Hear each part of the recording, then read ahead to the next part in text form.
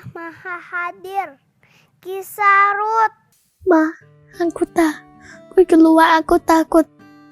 Nggak bisa sekolah lagi, takut kita. Loh, nonton TV kan hiburan. Ini kok nonton malah ketakutan. Coba lihat deh nak, mama lagi bikin apa. Kalau kamu lihat dari bawah, bentuknya seperti apa? Wah, acak-acakan. Mama saya lagi sedang buat apa sih? Buat streaming. Iya, aku tahu. Gambar apa sih?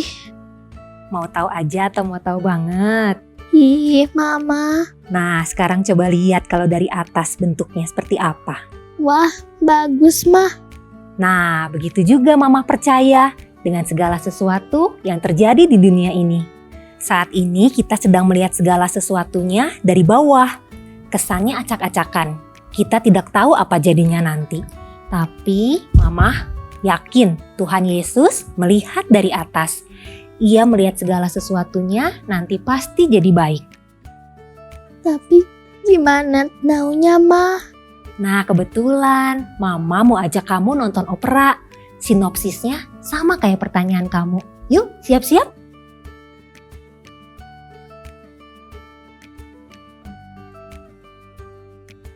Hai anak-anak semua. Kalian mau ikut dengan Lause dan anak Lause menyaksikan ibadah hari ini kan? Mari pakai baju rapi seperti kami. Tapi nggak perlu pakai topeng kan, Ma? Oh iya ya. Baju rapi, duduk yang rapi, dan kalau ada pujian ikut nyanyi ya. Tapi sebelumnya mari kita berdoa dulu supaya kita mengerti isi ceritanya.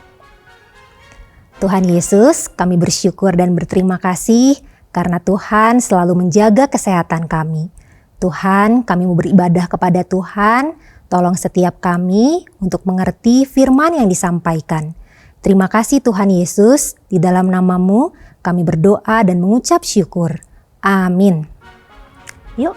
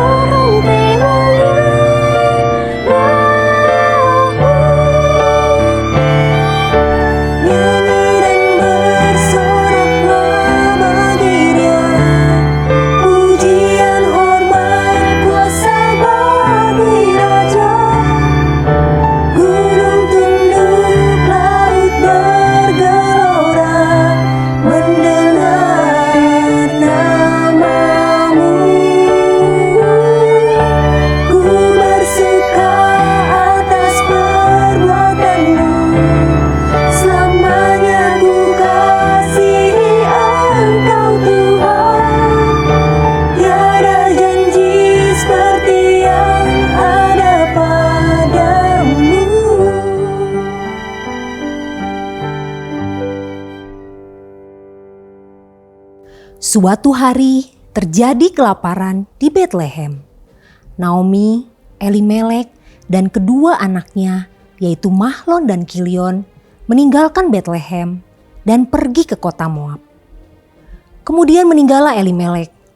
Mahlon dan Kilion menikah dengan perempuan dari Moab yaitu Rut dan Orpa. Namun tidak lama kemudian meninggal pula kedua anaknya sehingga Naomi kehilangan kedua anaknya dan suaminya. Tinggallah Naomi dan kedua menantu perempuannya, yaitu Rut dan Orpa. Kemudian berangkatlah Naomi dari tempat tinggalnya bersama dengan Rut dan Orpa untuk pulang ke tanah Yehuda, ke Betlehem. Naomi menyuruh Rut dan Orpa kembali kepada keluarganya masing-masing. Pergilah, pulanglah masing-masing ke rumah ibumu. Tuhan kiranya menunjukkan kasih-Nya kepadamu, seperti yang kamu tunjukkan kepada anak-anakku dan kepadaku. Naomi membujuk mereka hingga akhirnya Orpa mengucapkan selamat tinggal dengan mencium Naomi dan pulang kepada keluarganya. Jangan desak aku meninggalkan engkau dan pulang dengan tidak mengikuti engkau.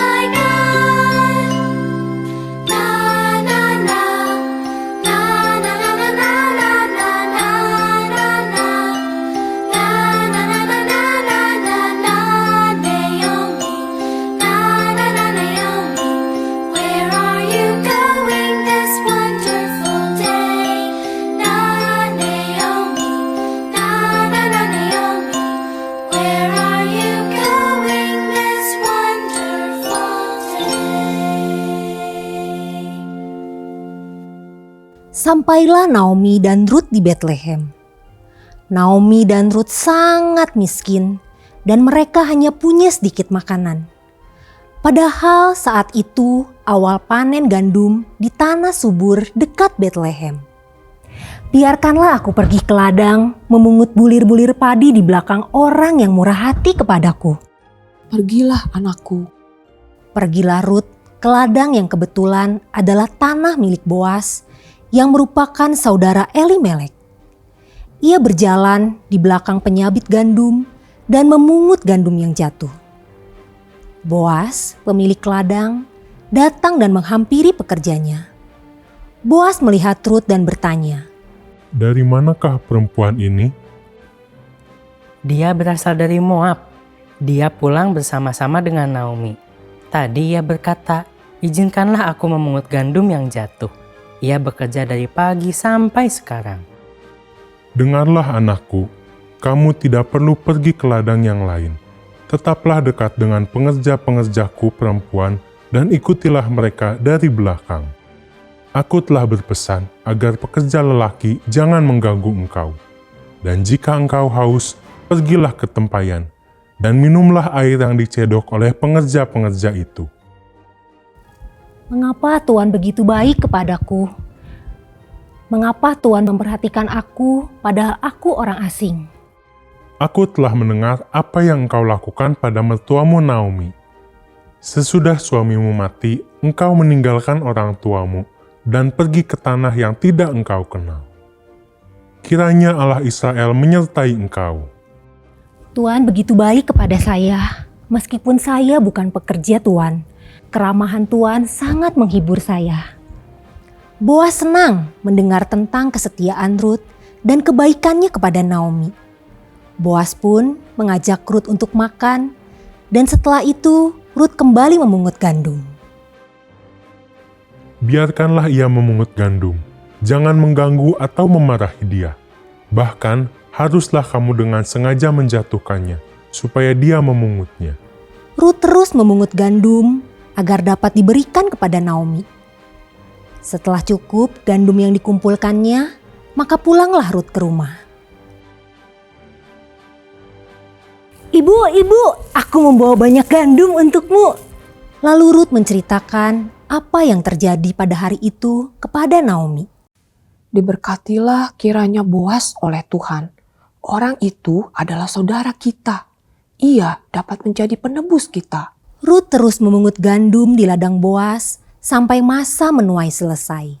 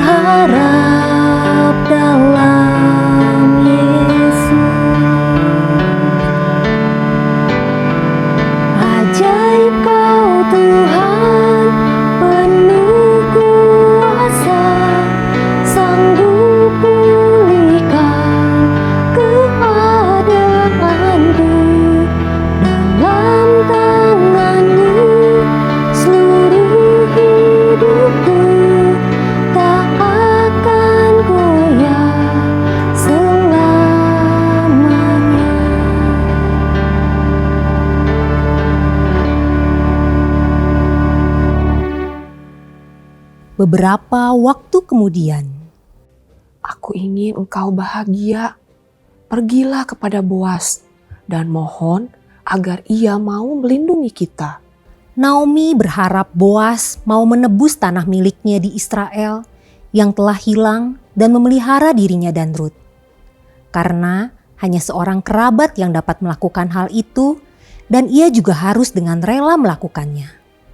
Rut pergi kepada Boas. "Aku Rut, hambamu Tuan. Tuan adalah kerabat keluarga kami yang terdekat yang dapat melindungi aku dan Naomi." Sebenarnya masih ada satu keluarga yang dekat denganmu. Aku akan membicarakannya dengannya dulu. Doakanlah aku. Aku akan segera mengabarimu. Kiranya Tuhan memberkatimu.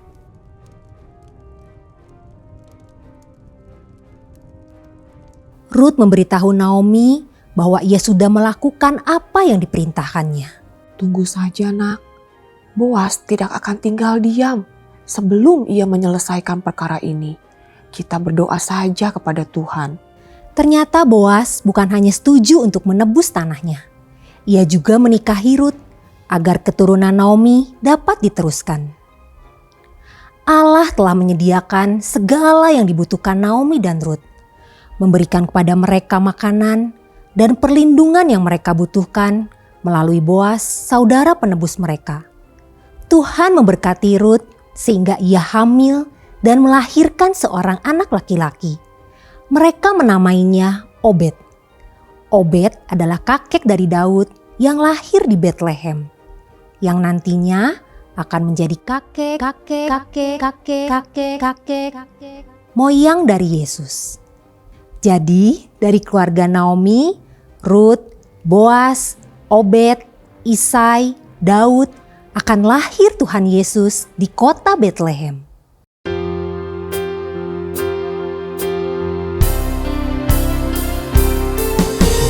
Pertolonganmu begitu ajaib, Kau telah memikat hatiku.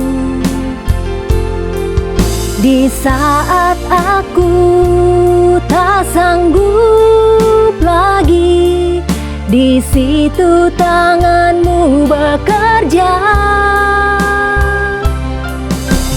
Pertolonganmu begitu ajaib, Kau telah memikat hatiku. Kini mataku tertuju padamu, ku rasakan kasih-Mu Tuhan.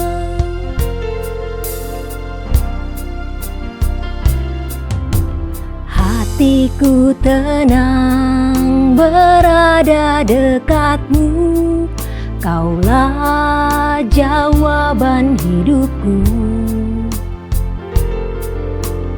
Hatiku tenang berada dekat-Mu, Kau yang pelihara hidupku.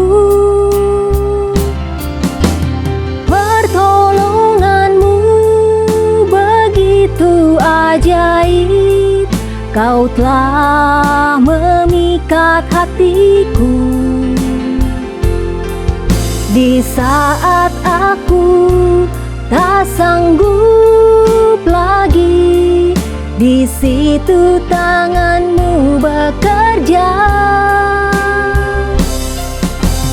Pertolongan-Mu begitu ajaib, Kau telah memikat hatiku.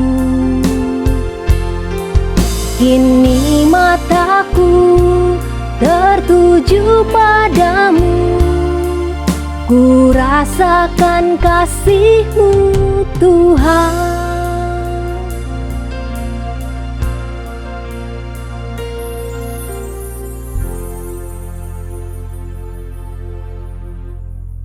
Wah, luar biasa sekali ya. Ya, Ma, obrolan barusan aku sadar bahwa Tuhan itu terus selalu ada dalam hidup kita. Betul sekali, Ia selalu tahu segala kebutuhan kita. Sekarang kamu udah gak khawatir lagi kan? Khawatir sih, ada, tetapi saya tahu Tuhan pasti tolong saya, Ma. Betul sekali. Allah Maha Hadir. Ia pasti tolong dan memelihara kita. Allah memegang kendali atas hidup kita dalam masa baik maupun masa sulit. Naomi bisa saja kelaparan, sendirian, tapi Tuhan tetap jaga dan pelihara. Melalui kejadian yang sepertinya buruk, tapi sesungguhnya Allah sedang bekerja agar semua janji-janjinya digenapi. Tuhan memilih Rut untuk menjadi umat kesayangannya, memberikan iman kepadanya sekalipun ia bukan keturunan bangsa Israel. Tapi ia dapat menjadi bagian dari keluarga Allah, menjadi penolong bagi Naomi, dan Allah memakai Rut untuk menepati janjinya. Karena dari keturunan Rut dan Boas akan lahir seorang juru selamat, yaitu Yesus Kristus. Dan Allah juga memakai Boas untuk memperlihatkan kepada kita tentang kebaikan. Boas adalah kerabat dekat Naomi. Berdasarkan hukum saat itu, ia dapat menjadi sanak penebus bagi Naomi dan Rut. Apa arti sanak penebus? Sanak adalah saudara yang dekat. Dan penebus adalah orang yang menyelamatkan sesuatu dengan membayar harga untuknya. Boas melihat betapa miskin Rut dan Naomi. Ia bisa saja mengabaikannya, tidak mempedulikan mereka. Tapi ia memilih untuk menolong mereka. Boas menyelamatkan Rut dan Naomi dari keadaan yang sangat parah.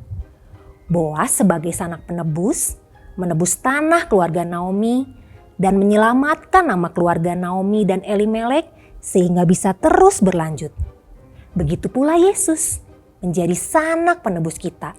Ia menebus kita. Dia menyelamatkan kita dari keadaan dosa yang sangat parah. Dia membayar harga dosa-dosa kita dengan cara mati menggantikan kita. Karena ia sangat mengasihi kita. Ia selalu dekat dan selalu ada bersama dengan kita. Tahu semua kebutuhan kita, memelihara hidup kita. Dan ia akan selalu mencukupkan segala kebutuhan kita. Mungkin saat ini ada di antara orang tua kalian yang sedang kesulitan. Mari ajak papa, mama, dan seisi keluarga berdoa kepada Tuhan Yesus, minta Tuhan tolong. Yakinlah, Yesus pasti dengar dan memelihara keluarga kita. Dan kita juga dapat belajar seperti Yesus, mau mengasihi orang lain melalui menolong dan peduli kepada orang lain. Tuhan menempatkan kita dalam keluarga agar kita dapat saling mengasihi dan menolong di dalam keluarga kita. Tentu kepada orang-orang di luar keluarga kita juga ya. Karena Tuhan Yesus sudah begitu baik pada kita. Apa yang dapat kamu lakukan untuk Tuhan Yesus? Mungkin kamu bisa ceritakan pemeliharaan Tuhan dalam hidupmu. Atau coba kamu pikirkan, siapa yang bisa kamu tolong dalam minggu ini? Yang pasti tolong keluargamu dulu ya. Nah, ceritakan pengalamanmu agar jadi berkat seperti cerita Rut, Naomi, dan Boas ya. Ayat hafalan kita minggu ini terambil dari Filipi 4 ayat 19. Allahku akan memenuhi segala keperluanmu menurut kekayaan dan kemuliaannya dalam Kristus Yesus. Sekali lagi ya kita baca dari Filipi 4 ayat 19. Allahku akan memenuhi segala keperluanmu menurut kekayaan dan kemuliaannya dalam Kristus Yesus.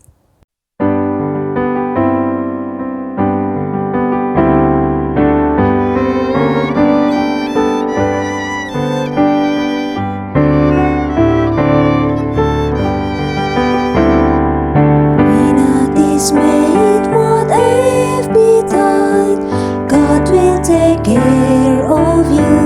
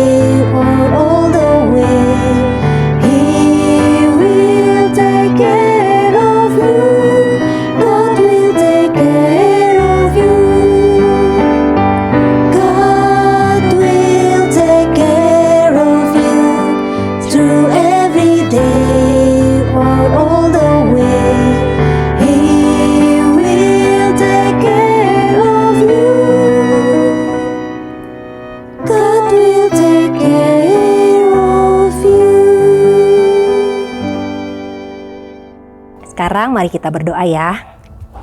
Tuhan Yesus, terima kasih telah menjadi sanak penebus bagi kami. Dan Tuhan selalu hadir untuk kami. Tuhan, kami juga percaya Tuhan akan selalu menolong di dalam kesulitan kami. Terima kasih Tuhan Yesus, di dalam nama-Mu kami berdoa dan mengucap syukur. Amin. Sampai di sini dulu ya anak-anak. Sampai ketemu lagi di lain kesempatan. Tuhan Yesus memberkati.